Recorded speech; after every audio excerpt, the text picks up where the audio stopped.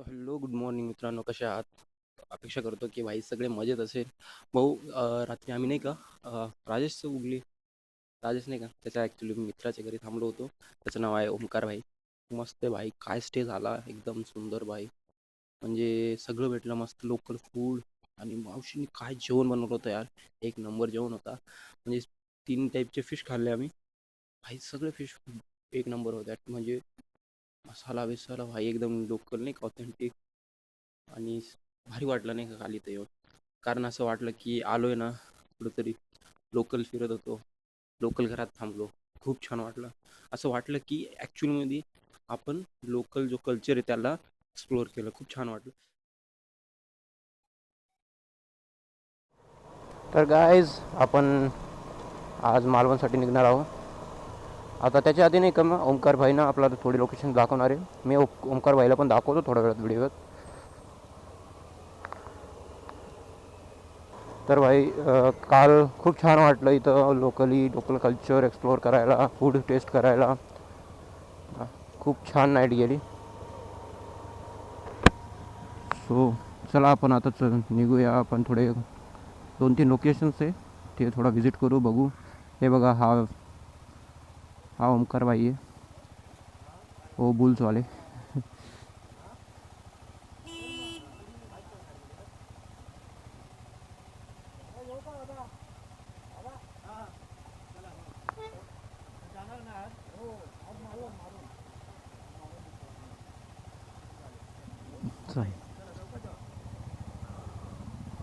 So guys, आपण या मंदिरात जातो आहे आता. श्रीदेव तृण बिंदुकेश्वर श्री जंबुकेश्वर मंदिर आहे. सो मंदिरात जाऊ, दर्शन घेऊ. सो चला.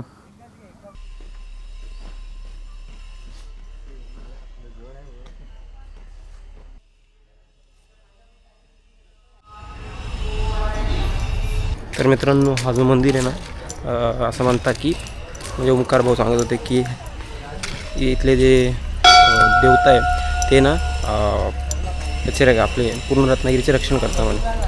सो हे मला माहीत नव्हतं, आता जस्ट सांगितलं त्यांनी. आणि म्हणजे खूप खूप महत्त्वाचं मंदिर आहे रत्नागिरीसाठी. तर चला नेक्स्ट स्पॉटला जाऊ आता. तर गाईज, आपण ज्या मंदिरात आता जस्ट जाऊन आलो ना, तो रत्नागिरीसाठी खूप महत्त्वाचं मंदिर आहे. कारण इथले लोक असं मानतात की ते जे देवता आहेत जंबुकेश्वर, आणि तिथं महाकाल भैरव यांचं पण मूर्ती होती. म्हणजे ह्या देव असं मानतात की लोक की हे देवानं इथली रक्षा करतं. जर काही लोकांना माहीत नसेल तर, जसं नाही का कांतारामध्ये असतं ना, कांतारा, त्याच टाईप काहीतरी सीन आहे. म्हणजे लोकांची रक्षा, लोकल कम्युनिटीची रक्षा करतात. तर आता मी चाललो आहे काहीतरी रतनगड फोर्ट काहीतरी नाव आहे. रतनगड फोर्ट, हां, आय थिंक रतनगडच वाटतं. गड आहे ना. चला बघूया कसं आहे.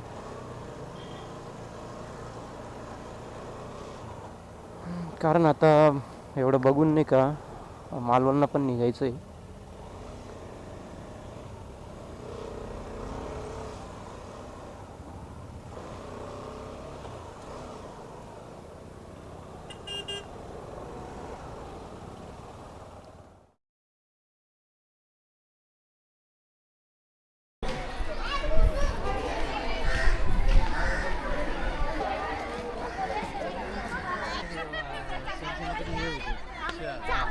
तर भावांनो, या किल्ल्याचं नाव मी चुकून रत्नदुर्ग किल्ला आहे हा. तिकडे काय हे भुयार आहे. हां, बोल ना भाऊ. भुयार आहे. आणि म्हणजे याचा महाराजांनी कसं हे केलं, म्हणजे रचना त्याची. आता हे आधी शो करते. भुयारी मार्गात हा रस्ता निघतो डायरेक्ट बंदरावर. बंदर म्हणजे बोट वगैरे, आणि मग तिथनं ते सगळे जायचे. आता हे भुयार आहे ना, खालून कुठून बाहेर पडतात ते तुम्हाला मी खाली गेल्यावर किल्लाच्या खाली उतरलं ना की दाखवतो. कुठे म्हणजे तुम्हाला माहिती आहे का? मी इकडचं प्रॉपरच आहे. अच्छा, आणि हे माझे मित्र आहेत ते त्यांना गाईड नाही मित्र हो ओके, तर खाली उतरतो हा भुयार. हो. कुठे? आता तुम्ही इकडे खाली उतरलात ना, तिकडे बस स्टेजेस आहेत. हा हा, तिकडनं वर चढून बघा. स्टेप्स हा, जिथे आता हा किल्ला उतरलात ना तुम्ही, खाली असं उतरला तर त्या साईडला पब्लिक आहे थांबलेलं. तिकडे असं मग हा किल्ला दिसतो. तिकडनं खालून हा बाहेर पडतो. आणि ॲक्च्युली इकडनं घोडे वगैरे पण जायचे आणि ते तिकडनं असा डोंगराच्या खालनं असे बाहेर पडायचे.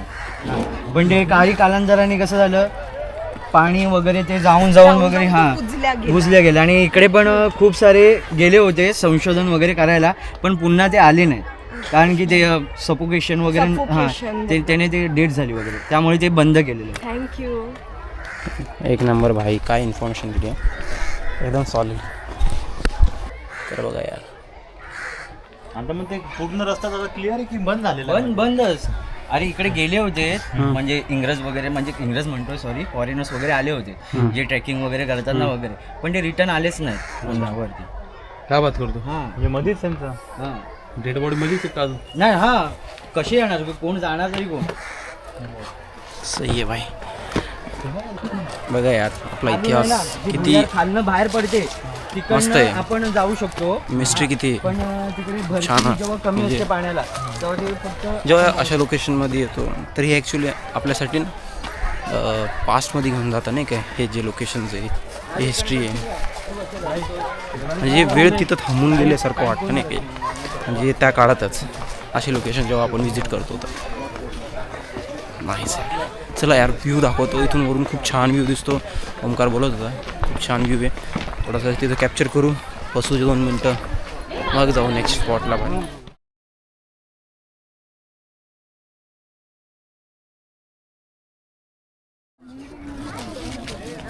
ती प्लेस आहे ना, ती बघ, तिथे आमचं नवला देवी पावण्या देवीचं मंदिर आहे ना, त्याचं ते पाणी आहे तिथे.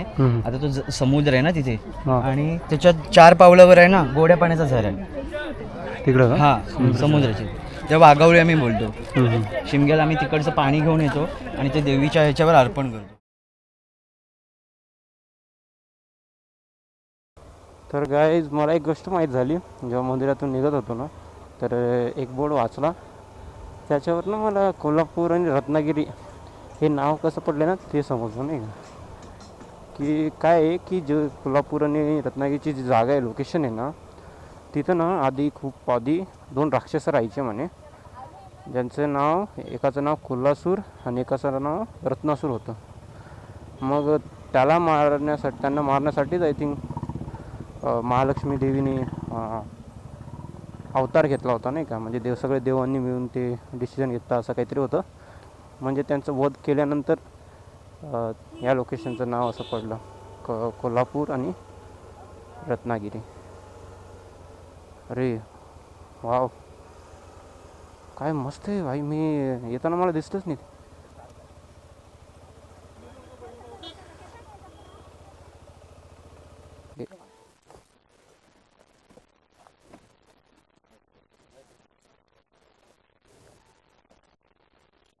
तर भावानं जी भुयार होती ना, ते कुठं निघणार आहे ते दाखवतोय आपला ओंकार भाऊ. चला बघून घेऊ.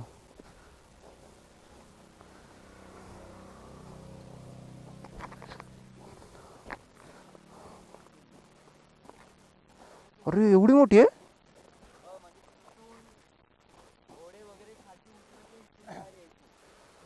ही बघा गाईज, ती वाली भुयार.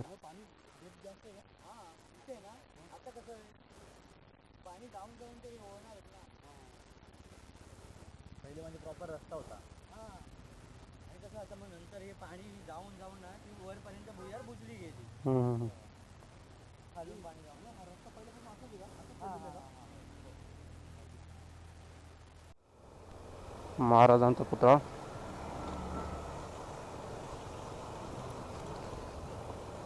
म्हणजे असं नाही का, आपलं आय थिंक इतिहासात बोलता पण ना की शिवाजी महाराजाचे आपले म्हणजे नौसेना नाही का, त्याचे जनक होते असं पण बोलता वाटतं ना. मला एवढं एक्झॅक्ट आठवत नाही, पण मला माहिती आहे की त्यांच्याच काळात नाही का आपल्या इंडियाची आर्मी आय थिंक नौसेना स्ट्रॉंग होती. म्हणजे स्टार्ट झाली होती आय थिंक, असं काहीतरी होतं. राजेश भाऊची गाडीचा मागचा टायर बदलण्यासाठी आपण थांबलो आहेत आता. काय विषय ना, त्याची गाडी थोडं स्किड करत होती, तर म्हटलं टायर बदलूनच घेऊ. बघू आता त्याला जसं पाहिजे तसं मला टायर भेटतो की नाही, कारण एकदा आम्ही आधी पण थांबलो होतो एका जागी, तिथं काही भेटलं नाही. मग यावेळेस बघू, कारण त्याचा टायर ना कंटिन्यू स्किड करतो आहे. कशाला रिस्क घ्यायचं म्हटलं. मे बी त्याला नाही भेटलं वाटतं. यार मला लयच भयानक झोप येऊ राहिली यार अचानक. झोप तर झाली आहे तरी पण परत झोप येऊ राहिली, कारण काल रात्री मी काम करून राईडला निघालो रे. हे कधीच नाही करायला पाहिजे, पण कसं राईड कंप्लीट करायची होती यावेळेस, म्हणून ना आता थोडंसं छोटे छोटे ब्रेक घेऊनच आम्ही जाणार आहे पुढं. काही वाटलं तर थांबून घ्यायचं, घाई बिलकुल नाही करायची. भाऊ आपण पोचलो थिबा पॅलेसला. आता बघू कसं आहे सुंदर. आपला लास्ट लोकेशन आहे आज रत्नागिरीमध्ये. एवढं बघून चला निघूया आपण पुढं मालवणकडं.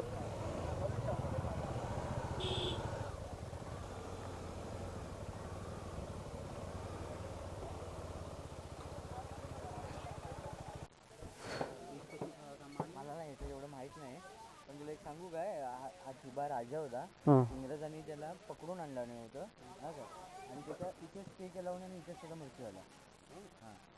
त्या राजासाठी एवढं हे बांधलेलं आहे.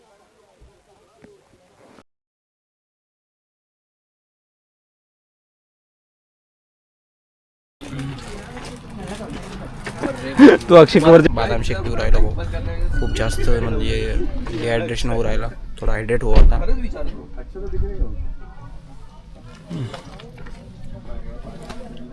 हां बरं वाटतंय थोडंसं.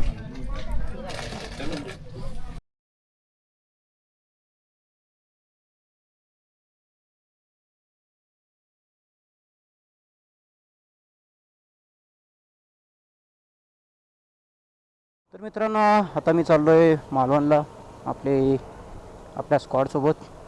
आणि आता जस्ट आपण पाहिलं तो किल्ला नाही, ह्याला पॅलेस म्हणतात.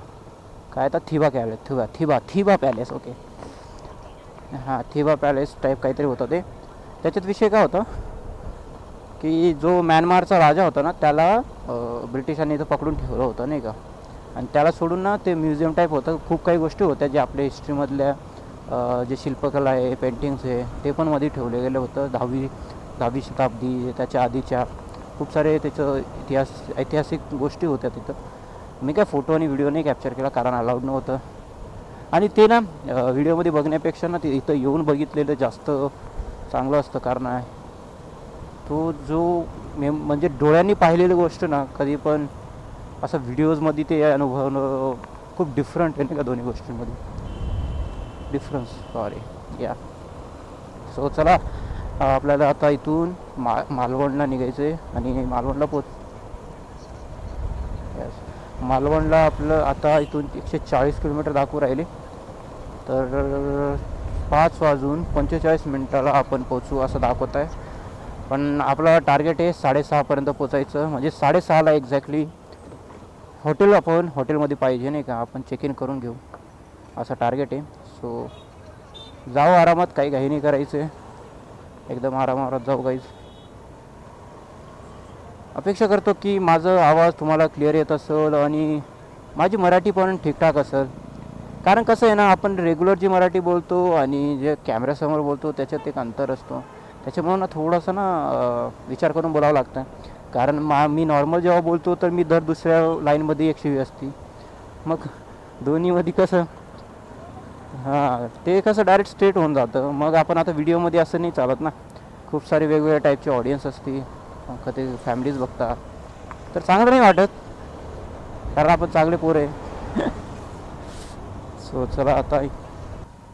तर भावना आपण आता रत्नागिरीमधून बाहेर जाताना आपल्याला हा पूल लागलेला आहे. या पूलचं नाव आपल्याला काही माहीत नाही, पण जे आहे सुंदर आहे. तर आपण रत्नागिरीला बाय बाय करतो आहे इथून आणि पुढं निघतो आहे या मालवणकडे.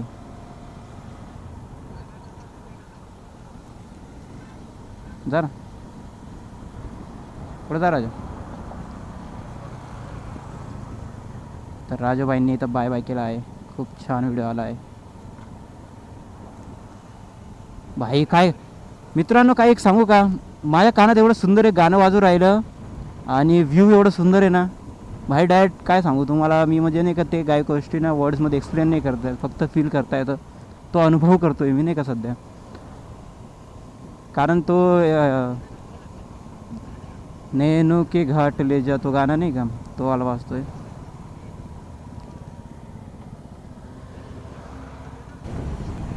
अरे मित्रांनो, जस्ट माझ्यासोबत एक घटना ना, आम्ही म्हणजे भाई ॲक्सिडेंट होता होता वाचलो.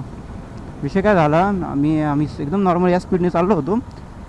ते जो छोटा काय म्हणतात, गायला काय म्हणतात रे, छोटा गाय, हां गायचं वासरू असतो ना, हां गायचं वासरू नाही का भाई, अचानक डायरेक्ट असं बधीच होऊन गेलं नाही का भाई. जवळपास नाही का फक्त एक फुटाचं अंतर असेल आमच्यामध्ये, एवढं जवळून गेलं ते भाई. हा ना भाई, माझं जरा असं हार्टबीट वाढल्या होत्या 1 सेकंडसाठी. तर भावांनो यार, असा रस्ता भेटला तर काय आहे, अजून काय पाहिजे. मला ना गाईचं वासरूपासून आता भीती वाटायला लागली. दादा हळू घे, काय गाई करू राहिला. म्हणजे असा रस्ता भेटला भाई, एकदम असं नाही का, एकदम भारी. एकच हात क्रूज बाईक, डायरेक्ट क्रूज करायला एवढं मजा येते ना बाईकवर, मस्त नाही का. कोणाचा आवाज नाही, कोणाचं बाहेरचं काही टेन्शन नाही. आपण आपल्या हेल्मेटमध्ये फुल चाललोय फील घेत नाही का. तो जो सुख आहे ना, तो घरी बसून थोडी भेटणार आहे भाई. म्हणून आम्ही ना सुट्ट्यासुद्धा असे काय रिझन देऊन घेतले आहे ना. आता काय सांगावं तुम्हाला, इन फ्युचर कधी ना मी प्रॉपर म्हणजे फुल टाईम जर ब्लॉगर झालो ना, तेव्हा मी सांगत हे सगळ्या स्टोरी.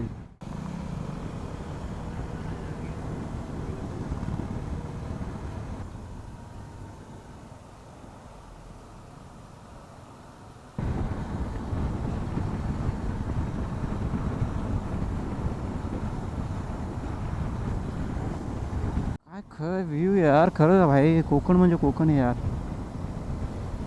म्हणजे भाई असं म्हणजे किती लोकेशन झालं रे, जिथं असं वाटतं की तिथं थांबावं 4-5 मिनटं, मस्त बघावा व्ह्यू. कित्येक लोकेशन गेले असे नाही का भाई साब. काय सुंदरता आहे इकडं.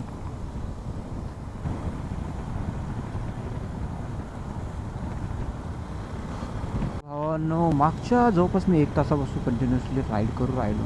आणि भावांनो काय सांगू यार, एवढं सुंदर व्ह्यू, एवढे सुंदर रस्ते आहे ना हे, काय सांगू यार. एक नंबर रस्ते, डायरेक्ट बघून मनाला एकदम खूप छान वाटतं यार. आणि राईड करता गाणं मस्त स्पीकर हेडफोनमध्ये गाणे वाजू राहिले, शांत जाऊ राहिलो ना. जास्त आम्ही रश करतोय. तर मित्रांनो, मी आता घेतली आहे R15 माझ्या हातात थोड्या वेळासाठी. कारण ना कंटिन्यू एकच गाडी, सेम गाडी बाईकवर ना, थोडासा असा पोश्चर बदलावा वाटला, थोडा चेंज करावा. बोर होत होतं मला एकाच बाईकवर. तर याच्यावर बसलो आहे, थोडं बरं वाटतंय.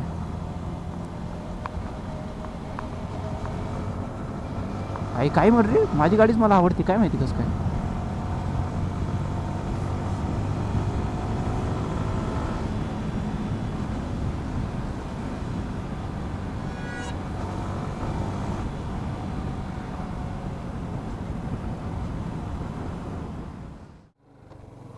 तर भावानो, मी घेतली आहे आता आपल्या हातात मस्त बुलेट, जो आर्मी व्हर्जन आला होता ना, तो ती वाली.